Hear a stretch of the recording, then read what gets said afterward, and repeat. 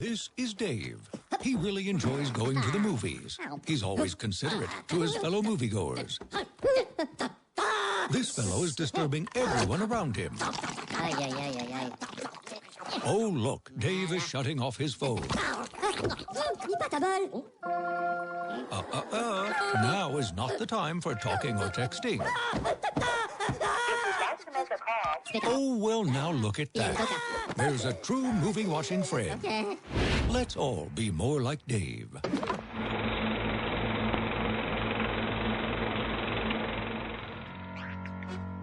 This is M-Wire, Movie Week in Review. M-Wire is brought to you by Audible.com. Sign up today to get a free audiobook download at www.audibletrial.com/geekcastradio. Start today with a free 30-day trial with over 100,000 titles to choose from for your iPhone, Android, Kindle, or MP3 player. Don't forget to follow Audible on Twitter at audible_com. And now the latest and greatest in movies with M-Wire.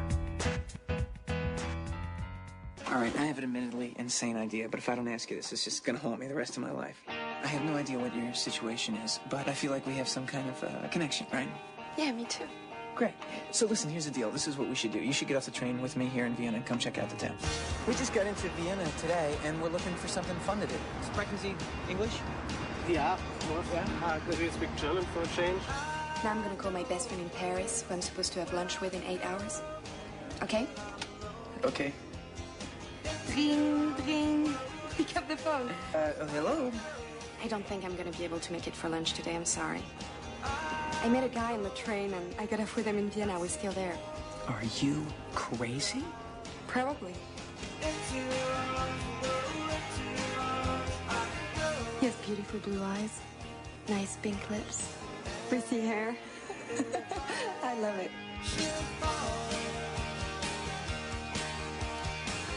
I like to feel his eyes on me when I look away.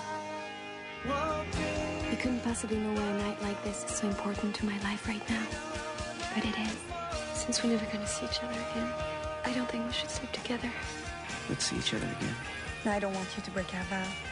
Just so you can get laid.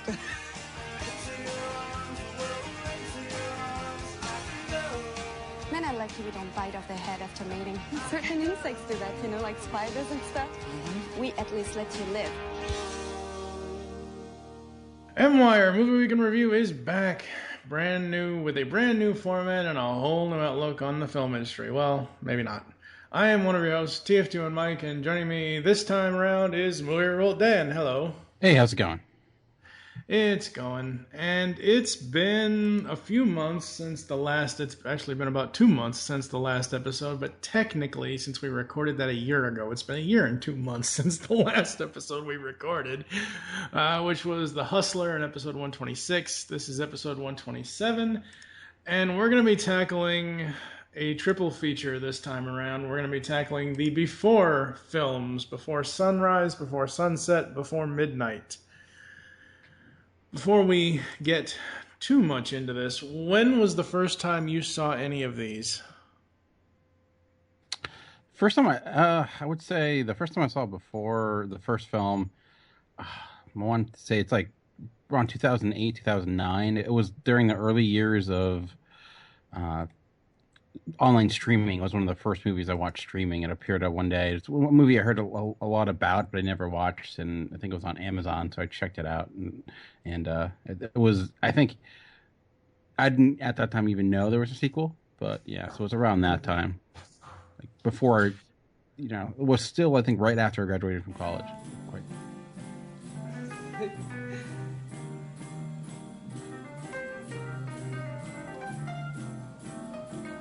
Oh. Oh, yeah.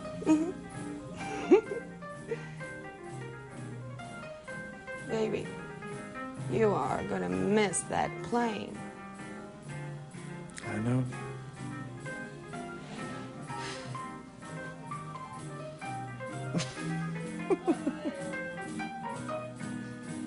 Yeah, where I first found Before Sunset was It's before UPN and the WB became the CW. We had a station here in Louisville called Big 58. And it's, it was UPN back in the day. It was, they'd show these afternoon matinee movie things on TV, and sometimes they would show them back to back. And I caught, like, the very last scene of Sunrise, and then the credits, and I'm like, what the hell movie was this? Because we all know Ethan Hawke. I mean, come on, Dead Poets Society, White Fang, all that stuff, Training Day. And we'll talk about the cast, or at least the two main cast members, here in a bit. But I'm like, yeah, what was this? So I waited and waited, and it came on again, and I watched it, and I enjoyed it. The funny thing was, I had seen this. I think I saw it on TV, and it had to have been 97, because that was when An American Werewolf in Paris had come out. And I had gone to see American Werewolf in Paris in theaters. Regardless of how crappy that movie is, it still had Julie Delpy in it. So when I'm watching TV, I'm like, wait, what's the American Werewolf in Paris chick doing in a movie with Ethan Hawke? But that's the first time I had seen it. It was, 12 years ago now. Oh, wow. That the sequel came out before Sunset, and I was shocked. I remember this like it was yesterday. I was shocked to see this. But what was it? Was it 2004?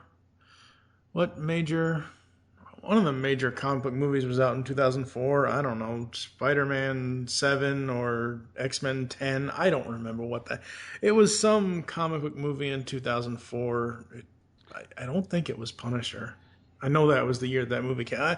Anyway, so I'm going to the theater, and I'm coming out of the theater, and I'm like, I see this thing that says Before Sunset, and I see the poster of him and her, and I'm like, wait, what? They've made a sequel? What's going on here? So I eventually saw Sunset, and I thought Sunset was pretty cool, and then again, I was not expecting the Sunrise to turn into a trilogy. I really was not. And then what was it, 2013 that Midnight came out? Yes, 2013, 2 years ago. No, 3 years ago now, but yeah. 3 years ago now. Yeah. And I'm like, Before Midnight, what the heck?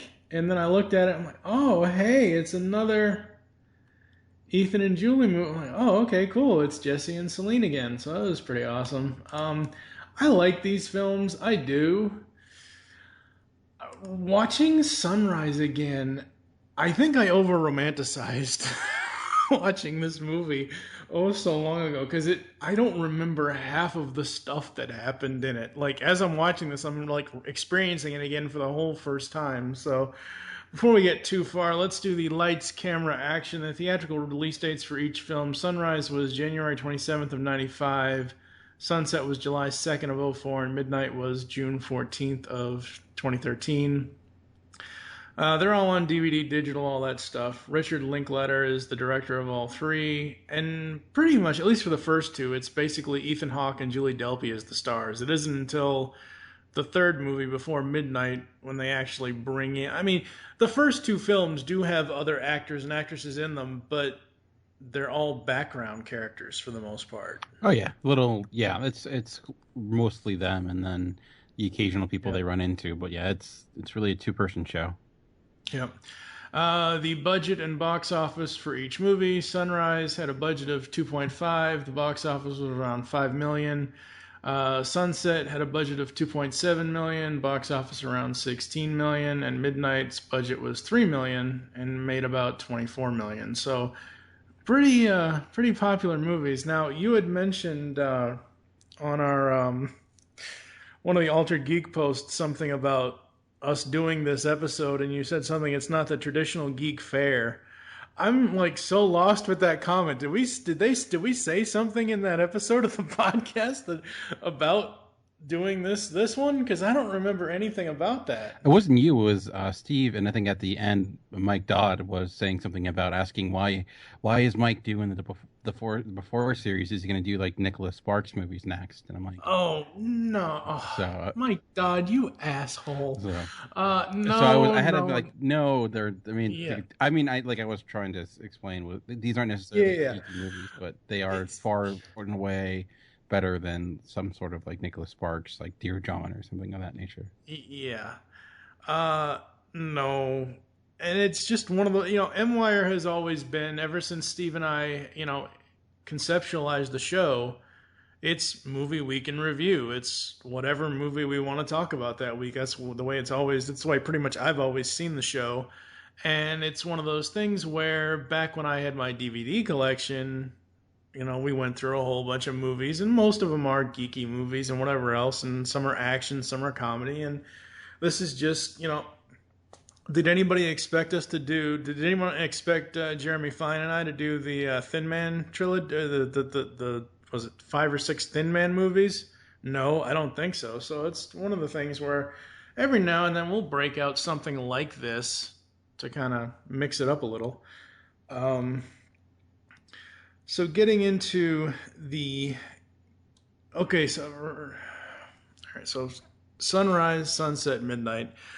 If you had to pick a favorite of the 3, which would it be and why? That's a good question. It's hard to say because I feel like they rely, like, I think overall, if you're looking filmmaking standpoint, I would say Before Midnight is probably the best made of the 3, but it's also Richard Linklater at that point was much more seasoned. After before Sunrise, he only had like 1 or 2 films. I know he had Slacker. I don't know if he had another one. I would rank them in order in backwards, where I would say Before Midnight I think is the best, then Sunset, then Sunrise. But I do think, in a way, they all, without Sunrise being as effective as it is, not the other the following movies wouldn't be as good as they are. But it's interesting because it's this evolution of these characters, of these actors, of this filmmaker, and it's really a kind of a unique film series in that aspect.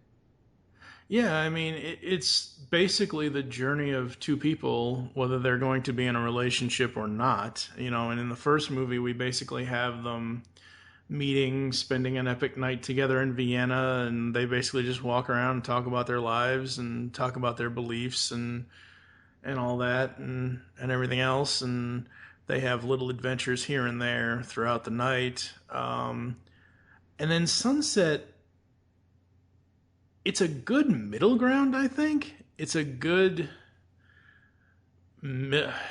If we're actually going to, put this in context of the film, as far as the fact that Jesse, the main character, Jesse, played by Ethan Hawke, is an author, it's a good few middle chapters, I think.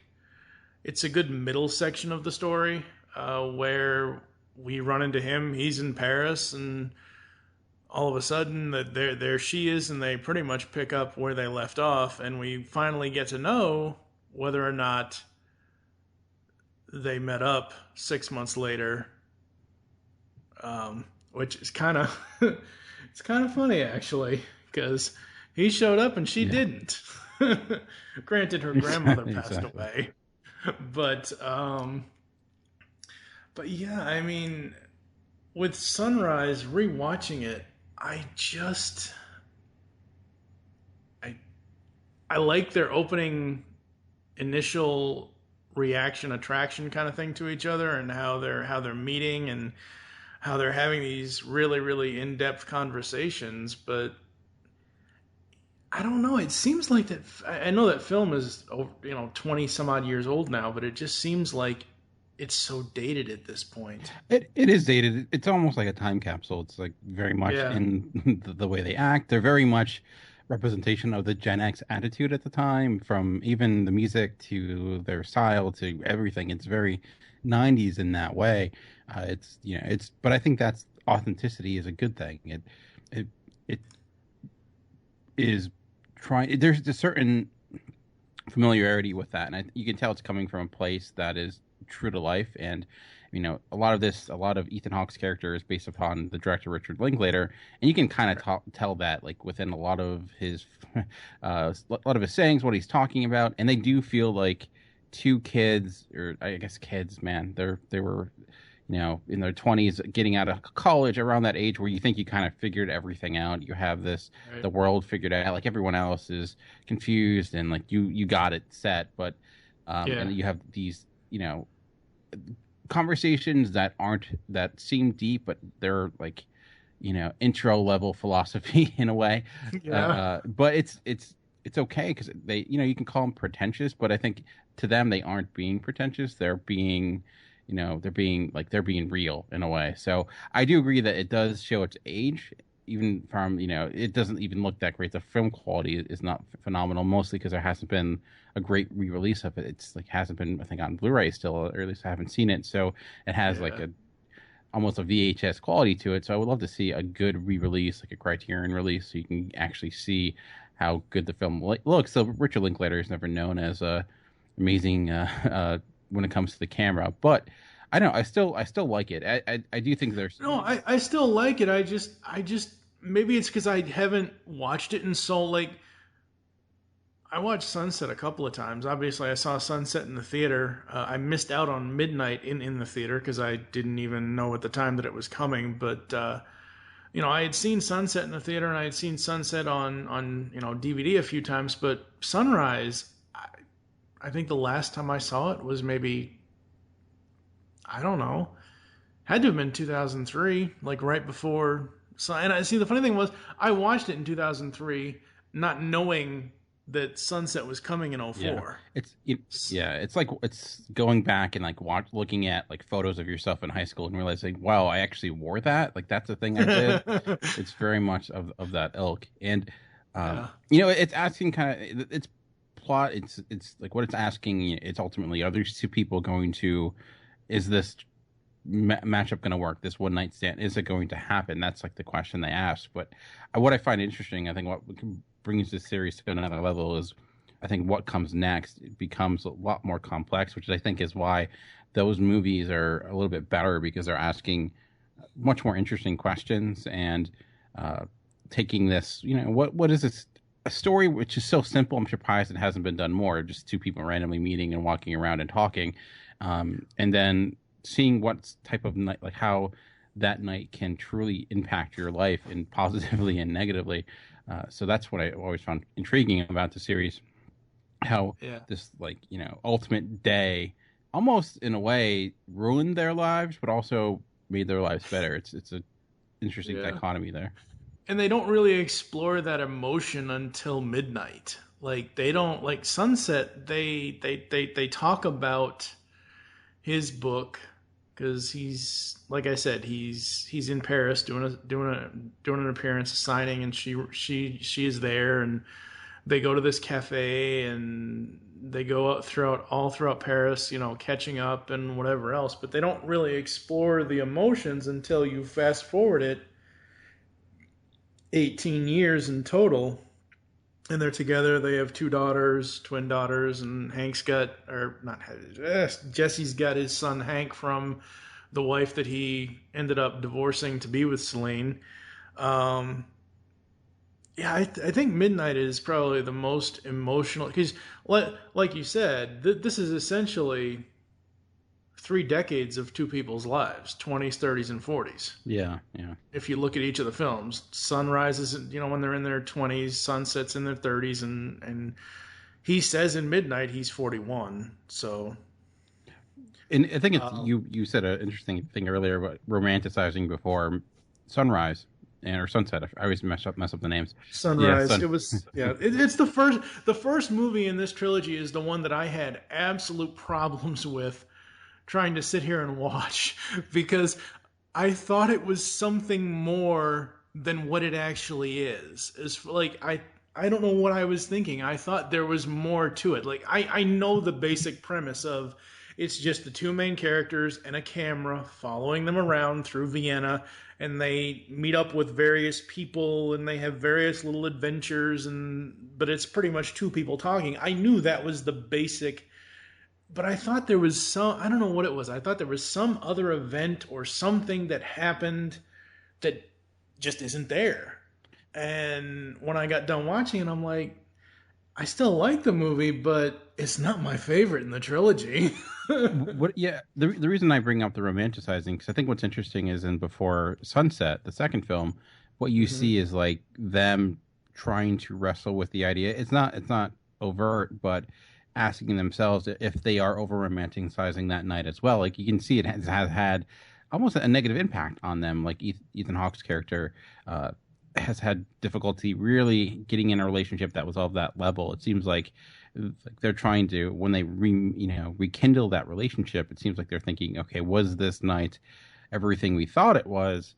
And has it been everything since then? It just hasn't lived up. We've been measuring everything up against this night that we've over romanticized, and it just hasn't been good. Like Julie Delpy's character hasn't had a solid relationship, has really struggled. Ethan Hawke got married, but didn't really want to. It was, a thing he just got into. Yeah. So it's intriguing. Like this, you would think this moment would be the highlight of their life, but in a way, it's kind of left them almost feeling empty ever since. So that's what I find fun. And I think what's within the Before, like, it's funny that you say you thought there was more in the first film. And I can see that because I think that's a lot what Richard Linklater does with all of his movies, at least his best ones. He's not about those obvious big moments. He is more about those small, intimate moments that most people skip over.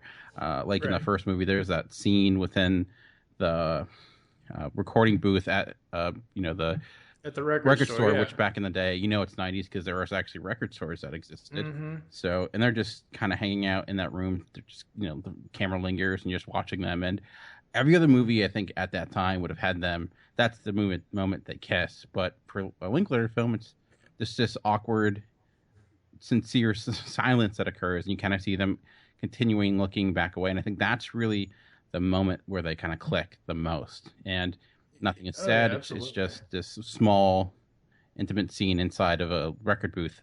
So I do think those moments are there, but they aren't necessarily the big and bold things you would expect. Yeah. And with Sunset, with the record booth scene with, because he has published, it was just the first book, right? Or was it the second one? I'm trying to remember. In the first movie? No, it was the first. Yeah. It was the first book. That's right. It was before this. I think that's what he called it, or I don't remember. I just watch these damn movies. You'd think I'd know. The first book he wrote, about that first night, and you've got all these people asking him questions. Oh, is it autobiographical and everything else? And he just seemed so uncomfortable. Like he wrote this book about this one magical night he had in Vienna, and he's put it out there into the world, published it. Everyone's seen it. And now people are asking him about it, and he just feels he just looks like he feels so uncomfortable in his own skin trying to talk about it. Yeah, it's intriguing because then you see him trying to. He has this book that's based upon that night, and then in Before Midnight, he's still trying to. It seems that he's never been able to live up to that success again. He's been trying to write and create these novels that are much more, a little bit more richer and complex, and he just hasn't been successful as he's gotten with these simple romance novels. So again, it's this thing where you have this, this amazing moment that has led these two people together, but they also can't get away from it in the same token. One of the notes I wrote down between Sunrise and Sunset is how different the scope of the movies are with the camera angles and all that. Because Sunset, technically, even though it's the middle chapter in the trilogy, it's technically almost the same as the first movie. Almost. Obviously, the ending is different because he stays. But really, the only thing that they change is they add in the boat ride and they add in the car ride. And I thought that was interesting because the first movie is pretty much it's always them walking and talking, unless it's the beginning of the movie when they're actually on the train. So I guess as an evolution of the story in the movie, they're adding more and more things into it. And by the time we get to midnight, they've added a whole damn cast. Yeah, you see like they are now this family, and they have people that they connect with, and they're eating dinner with, and you have that dinner party scene, and it's pretty evident that like you have all these couples surrounded this table, and each couple is kind of a different representation of relationships. You have like the old married couple, the young honeymooners, you have them as well, and it's an intriguing conversation in that aspect. But even in the second film, I think the scope in the second film is even smaller than the first one, because that's really done in real time. It's like 7-8 minutes, and that's the film itself. It's legitimately like, it's almost a pseudo documentary in that end, and really all of them are.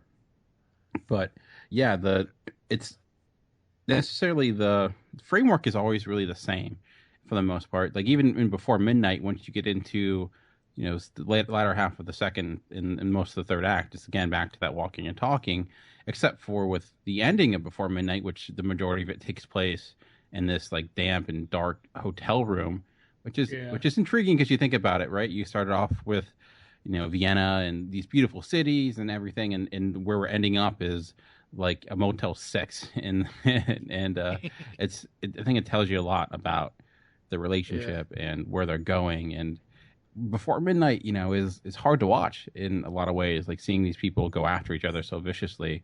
And it's the first half of the movie is, up until they go to the hotel. It's fine. It's great. It's fun. We're learning about their lives in the past, however long. We learn that they're not actually married to each other. But they're in this relationship. They have these twin daughters, and it almost makes me feel. It almost makes the whole dinner thing, the whole couples dinner thing, makes me think of that USA Network miniseries Couples Retreat. Oh, God. I have no idea what that is. I can't help you there. It was a reality thing on USA Network. But you essentially have, and the old guy and the old woman, they're not together as far as I can tell. No, I think he like I think he's just a family friend. It's hard to right. They don't really give them. It is hard to tell, but basically you've got the two old people, you've got Jesse and Celine, you've got the two young people, and then you've got the two other people, the guy with the beard and the chick, that are fighting with knives and stuff in the kitchen. Like, no, I don't think so. That's not happening. The interesting thing about Sunset was, and I did not know this, apparently Julie Delpy did the music for the film. I was not aware of that. I didn't know she did that. That's interesting. For the most part. Well, even I know both of them help write a lot of it, because a lot of it is in relation to their real life. It's the infidelity. Ethan Hawke, I know he had his. I'm not like a true Hollywood person and but I know he was like married to Uma Thurman, and like that fell apart. And you see a lot of their true life stories leak into this movie, and which is I think again, when you talk about authenticity, it does feel like this is a conversation they've maybe not had with each other in real life, but it's certainly a conversation they probably had with other people in real life. Mm-hmm. Yeah. Both. Is it all three of them or both of them? I don't know. I think Sunset and Midnight, they both, Delpy and Hawke, both have screenplay credits. I'm not sure about Sunrise. I think it's only the first. It's only the second two. They downloaded the first one, because I remember there was an interview with them they were about it, kind of surprised that they didn't get credit for it, because they did bring in a lot of their own stuff for that. But yeah, right. in the second two films were also, I think, both nominated for screenplay for the Oscars, and I think they both got nominations because they were assistants in writing it. So. Yeah. The funny thing about this is, until they say until the hotel fight in Midnight, until they actually say, she says, "Oh, your wife," he says, "My ex-wife," and then they're in that church, and he says, "You want to get married?" No, Like, I just assumed as soon as the movie opens, 9 years later since Sunset, I just assumed they're married with 2 kids. I didn't even think about, like, I knew, that he was married at one point or another to someone else, but I just figured that Yeah, I thought that. they got divorced and he and Celine got together and got married. I didn't even think about the fact that they're just in a relationship with each other. Yeah, that was interesting because like I thought that too because they keep that dangling for a while to make you come to the assumption, okay, well they have kids, they're married, and then you find out that's not the case, and you read a little bit more into it, and it makes you wonder why, like who is it that didn't want to get married, and it seems like it might be Celine, and it's hard to tell, but it seems like there's what is that hesitation there that's causing them, and I think it's you can tell there's this underlying lack of trust for both of them because I think they both accuse each other of different aspects of infidelity, but I think makes it what makes that work is that you see them then trying to confront that in a way where a lot of relationships or a lot of films, like once that is brought up, okay, we're done, over with, move on. But this is like, okay, that happened, what do we do next? And it's it's a hard conversation to watch, like I mentioned, like at the end, like it is these people, you're like, all right, maybe they need to go away, I'm okay if they never see each other, even though I want them to be together. It seems like they are just incapable of Midnight is a real commentary on marriage and being together and having a family and whether, career versus family and all that. And it's by far the deepest movie out of the three. For sure. And I think too, it's where there's a sense of reality both are unwilling to admit to. Like, Ethan Hawke's character very much wants to go to the U.S. and get his relationship with his son established again, and he feels guilty, but it's pretty evident that his son doesn't really have any desire for that. Like, even when they're together, he doesn't seem to really clamor for his father. He leaves without really saying goodbye. He doesn't, when he calls Celine, he doesn't call his father. So I think it tells you that either he's just denying it or he just doesn't realize even if he moved to the United States, this relationship isn't really going to be what he wants it to be. Yeah, I mean, that whole opening scene with the two of them is the most awkwardest father-son scene I have ever seen. I mean, it is just so awkward. Like, the kid has zero interest in what his dad is saying, and basically everything. And Ethan is playing. Ethan as Jesse is playing the dad character as he wants to be interested in what his kid's doing, and the soccer and the music and all this and all that, and he's trying his best to impart knowledge on his son, but it's just not working because the son doesn't want to have anything to do with it. Like, the son basically says, I'm not going to do soccer. I'm not even going to do music. I'm not going to... I mean, the whole thing about coming to the recital or whatever it was, he's like, my mom's going to be there and she still hates you. And I pretty much am under the impression that the son is basically trying to say, yeah, Dad, sorry, I'm not going to be doing the recital, so there's no reason for you to even come. Yeah. Yeah, it's just kind of sad. Yeah, it's tough because you see this guy. It's like when you get to a family get together and no one's really seen each other in years, and you're trying to find things to talk about, but you're really there's really nothing there. Or you see him reaching out, but the son is just like, I don't know. It tells you there's more there, right? It tells you that obviously, yeah, he's reaching out now. Yeah, he's trying to get this relationship, but maybe that's not always the case. Maybe he only does it when it's convenient for him. So he's done the song and dance before. He knows this is what happens, and he'd rather just be with his mom in the United States. So it could even hurt him, the fact that he chose Celine over him, and he's now in Europe while with his other kids, and he's kind of left him in America with his mom. So I think. It tells you a lot. Plus, he did cheat on his mom and, on a book tour and leave her, and so it's some animosity there for sure. Absolutely. Looking at Linklater's filmography here, Slacker was probably the one that I remember the earliest one of his, and then obviously we had Dazed and Confused, and then Sunset. And then a year after Sunset, we had Beavis and Butthead Do America. And he was only an actor in that. Thank God he didn't direct that one. Yeah, I didn't even know he was. I didn't even know he was. I'm wondering who he played in that. So that's His other directing: School of Rock, Sunset, Bad News Bears in 2005, A Scanner Darkly in 2006. Coming up this year is Everybody Wants Some, that's coming out. yeah, that's been out. I've heard good things. I've not been able to see it. Linklaters have an intriguing career. He's actually one of my favorite directors, but he's had a good deal of misses. Like he tends to, he has his films like the Before series, like Boyhood, his small indie films that tend to be successful in at least critically and awards wise. Like most of his films that he's tried, like his bigger blockbusters per se, or if you want to call them, his more major modern or bigger films like The Newton Boys was a pretty big failure. Some of the other things, I mean, though. School of Rock was kind of got him back on track, but when before Sunset came out, like it was around a time when they were making that where he just wasn't necessarily having the career I think he wanted for himself. He started off really strong with Slacker and Dazed and Confused and Before Sunrise, but after that, Waking Life was a disappointment. Newton Boys was a huge flop, and Tape wasn't very successful.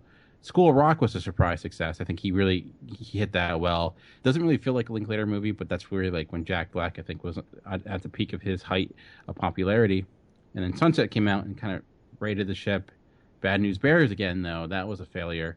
But then Scared and Darkly, the same thing. And I think he got back on track again with Bernie, which is, I think, an underappreciated film, again with Jack Black. And then, of course, Before Midnight comes out. And then Boyhood, which is maybe his most, beyond the Before trilogy, probably his most notable film now. And Dazed and Confused is up there too. So he has some hit misses for sure, but I think when he hits it pretty hard. Oh yeah, absolutely. With Ethan Hawke's filmography, I mean, I just can't believe this Jesse character is Mr. Anderson from Dead Poets Society. Sit down, Mr. Anderson. It's like, oh God.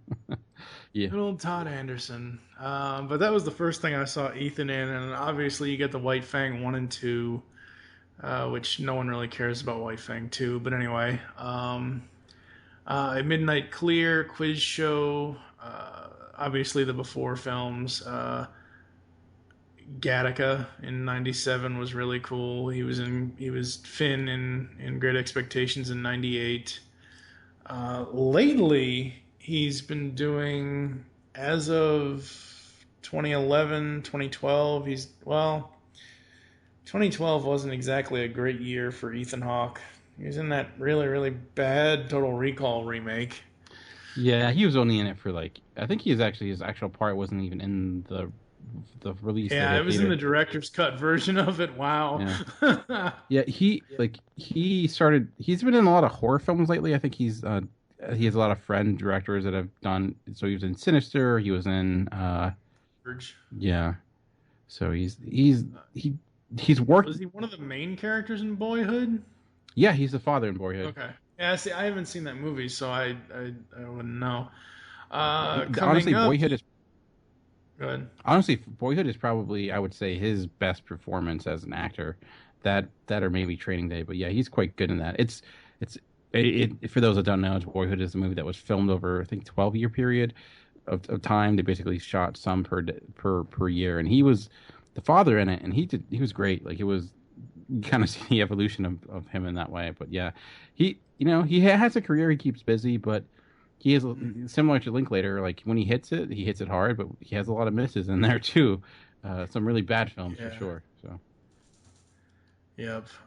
With Julie Delpy, she has done a lot of French films. Really, the only movies I even remember or recognize her from are the Before films and American Werewolf in Paris, which is kind of sad on my part. But the interesting thing was she did have a 7-episode run on ER, and then she's got she was Madame B in Age of Ultron last year, which I almost missed that.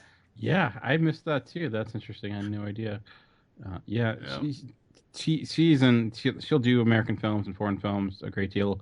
She's actually part of another pretty iconic trilogy for some people, which is one of my favorites too. It's the Colors trilogy. She's in the third film of that, Red. It's this trilogy that's based upon the flags of France, and there's blue, white, and red, and she was in that in the early '90s. But really, I think too, like she's probably best known, at least for me, for the Before trilogy. Yeah, absolutely. All right, so we are going to rate each one of the films based on the GCRN Universal Rating System. The link will be in the post. Sunrise, what are you going to give it, 0 to 5? For Sunrise, I would give it a 3.5 out of 5. Yeah, after watching it again, I'm just going to give it a 3. I still like the conversations that they have, and I still like the way the film is, but I just feel like I don't know. I just feel like I'm lost going back watching that, so I'll give it a 3 out of 5. What about Sunset? Sunset, I would be a 4 for me. I'm going to give it a 4.5. I really dug it because we finally got answers to the lingering questions that Sunrise left us with, and then we got a whole new part of the story with them. So 4.5 for me. What about Midnight? Midnight would be like 4.5 for me too. It's close to a 5, but yeah, 4.5 for sure. I got to give it a 5. I mean, everything in Midnight is what, I mean, not all of the arguments are what I expected, but like everything in that is pretty much giving us answers, and the film pretty much ends on them supposedly reconciling. I haven't been able to find if they're ever going to do another one, and honestly, I don't think they need to. This is a full-on trilogy, and the way Midnight ends is we are to assume that they reconcile and get back together and go on with their lives with their girls, and they're going to figure out, you know, the stuff with Hank, his son, and all that, and everything else. I don't think there needs to be another Before film. No, I'd be fine if it ended here. I know Richard Linklater was asked, and he said at this point they don't have anything planned. They don't know, but they didn't necessarily have Before Midnight planned either. They said if if years come and they have something they feel is worth doing, they'll do it. See, it's interesting that you say that they get back together, because I think it's less, you're left wondering if that really is the case. Maybe they're reconciled, but they'll go their separate ways. I think that's also another possibility. I think each ending is a little ambiguous in the way it ends, except for maybe the second film. But I'd be fine too. Yeah, if they never had another movie, I think that would be great. That'd be fine. Yeah. I think it ends on a really strong note. But if they do another one in 6 years, you know, what have you, I would be intrigued. I mean, I do like these characters. I would like to see what they do with it. So, yeah, I was posting on Facebook that I was watching the 3 films, and you know, I went to the Before Midnight fan page on here, and they have a post from last year when the film came out on iTunes and all that stuff and everything else. And one of the comments was, this one guy says, "Have to wait until 2022 to see them in the next film. They should make 2 more, which could describe their old life." Yeah. And then somebody else below this replies, "There's another movie?" And someone else says, "He's just saying the trend is every 9 years." If they did make 2 more about the, like, I don't know, like, okay, so the trilogy is their 20s, 30s, and 40s. Okay, so 70s and 90s? I don't know. I don't know. Where would you want to, if there were 2 more films on 2 more parts of their life after Midnight, what ages or what stages of their lives would you want to be seeing in those films? Well, I mean, the next one, you would assume they would have a situation of grown-up kids, or you can have them in the stage of their lives where maybe their kids are leaving the household. You know, they graduated college, they're in college, so now these people that had a busy life full of children that they spent it on making sure all their needs were met, now they're not there anymore. So you have that classic empty nest syndrome situation that happens. So maybe that's something they can go after, or maybe they do end up getting divorced, and there is some sort of event that gets them put back together again to see, can they rekindle it after years apart, one more, maybe student graduation or something like that. So I think there are different things that they could do with it. But my guess would be, based upon what's done so far, it would be in some way related to what happens to them in their real life. So maybe you keep tuned to the news and you see Ethan Hawke get divorced again or get remarried. Maybe you would see that, here's some information for the next Before series film. Mm-hmm. All right, we're going to take a quick break. We're going to come back and we're going to wrap this up. And you can hear some ads and some other stuff. We'll be back after this. Now for a behind-the-scenes look at Geekcast Radio Network's newest show, Talking in Circles. That was good. So, Chuck, Greg, what are you guys thinking for this week's show? Well, Dan, how about we just talk about the things that we've read or watched this week? We do reviews like that every week, Chuck. How about a game like Fact or Fiction or The Power of Names? Those are great, and we're always coming up with new ideas for games. And how about some top fives? You know how I love my top fives. What about tournament-style brackets, or sequel, reboot, and destroy? Who will win in a fight? Taking Too Far? Crazy but True News? Or yes, it appears we have lots of things to work on. Listen to Talking in Circles, taking timeless topics in new directions. Every Tuesday on iTunes or GeekCastRadio.com, the Geekcast Radio Network. Hey, Dan, who's the guy with the creepy voice?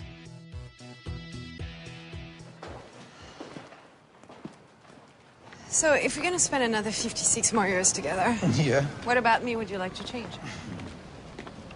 That's another one of your can't-win questions. I'm not answering that. What do you mean? There's not one thing you'd like to change about me? I'm perfect? Okay. Okay. Actually... one thing. If I could change one thing about you, it would be for you to stop trying to change me. You're a very skilled manipulator. Well, I'm on to you. I know how you work. You think? Yeah, I know everything about you. Here we go. Let's go through here. I don't think you do, actually. No? Well, I know you better than I know anybody else on the planet, but maybe that's not saying much. What? This is great. Right. You know, I feel close to you. Yeah. But sometimes, I don't know, I feel like you're breathing helium and I'm breathing oxygen. What makes you say that? See? I'm trying to truly connect and you make a joke. That's exactly what I'm talking about. Come on. If we're ever going to truly know one another, I mean, I think we probably have to get to know ourselves better first. All right, folks, we are back here on Movie Week in Review, episode 127, and I had to bring this one up because I was 2 years late, a year late, 2 years late for this movie, but I'm like, where have I seen this before? In September of 20, it was last year. September of 2015, Captain America made his directorial debut in Before We Go. Yes, that's right. Chris Evans' directorial debut in Before We Go. And it's pretty much an American version of Before Sunrise. It's two people going around New York City. The crazy thing is, I've watched this movie like 5 times in the last 3 months. I don't know why.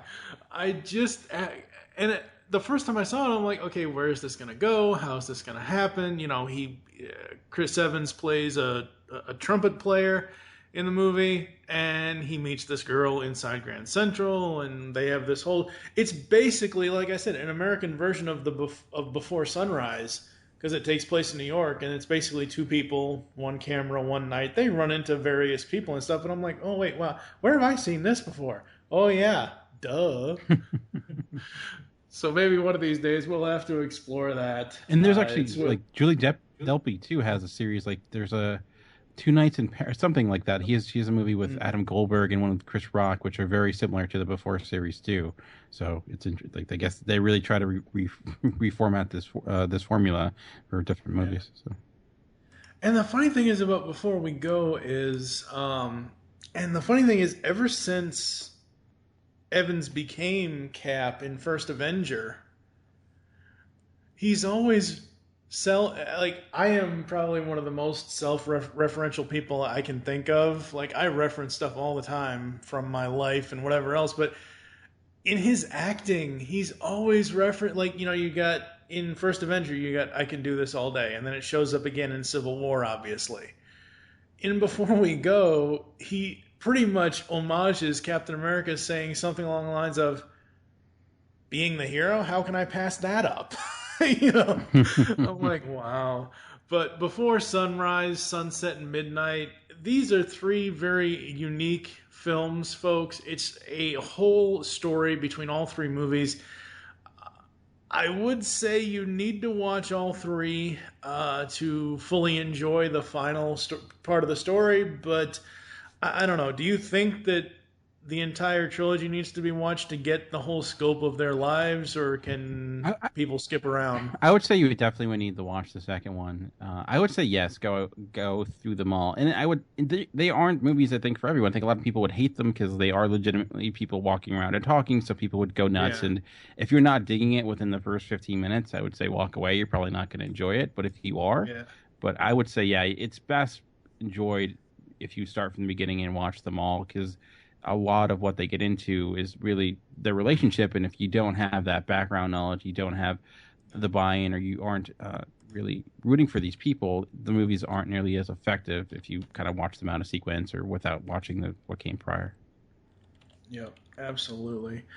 What do you got coming up on Talking in Circles over there? Oh, that's a good question. So depending on when this goes up, whenever the next episodes, it's going to be the classic desert island game, where we are looking and trying to determine if we were stuck on a desert island, what TV show, movie, food, celebrity, and miscellaneous item would we bring with us. So, and then, other fun games and stuff in store. So, awesome. Yep. For movie we can review, we have got next episode is going to be Steve Megatron and I. We're going to be talking about a certain movie that is not that kind of movie. So, we're going to be entering the world of the Kingsman. Episode 129, I'm not sure what it's going to be. It's either going to be Dragonheart or something else. I don't know. Episode 130, I do know, is going to be us going through 5 different missions with Ethan Hunt. Because time has just flown by for me. We're recording this May 20th, 2016. And the first Mission Impossible film came out May 22nd, 1996. I originally wanted to have that available for the 20th anniversary of the first film, but that's not going to happen. It's going to be a few months late.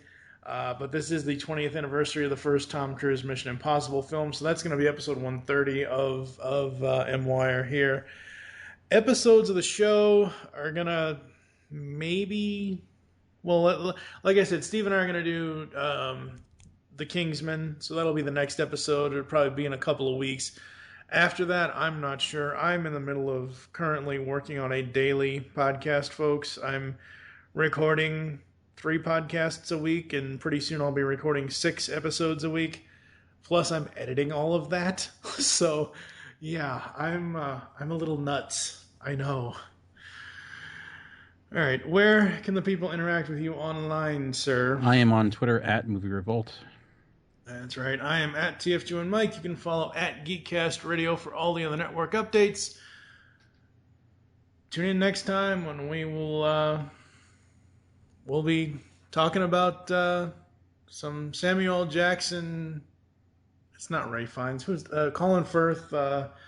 Weird action spy James Bond-like wannabe movie with the Kingsman. So keep those film reels rolling, and we will catch you next time. From Matthew Vaughn, the English action director who's not Guy Ritchie, comes a James Bond movie with more cursing. I look like I give a blood and butt sex, or at least more explicit butt sex, in an action spy comedy parody YA satire thriller that left audiences saying, man, I did not expect that movie to be as good as it was. Kingsman, The Secret Service. When a suave British secret agent who's definitely not James Bond trains a young protege to definitely not become the next James Bond, supervised by an old authority figure who's definitely not him, and helped by a gadget wizard who's definitely not Q, to fight a bold supervillain in a mountain lair who's definitely not Blofeld. The only way to convince you that you're not watching an actual James Bond movie is to constantly remind you that you're not. You like spy movies? I always felt the old Bond films were only as good as the villain. It's the part where you say something really bad, pun. This ain't that kind of movie, bruv. What's his name? JB. As in James Bond? No. We get it. Meet Eggsy, your average London tough guy, who's also a trained Marine, parkour expert, former gymnastics champ, pickpocket, and stunt driver.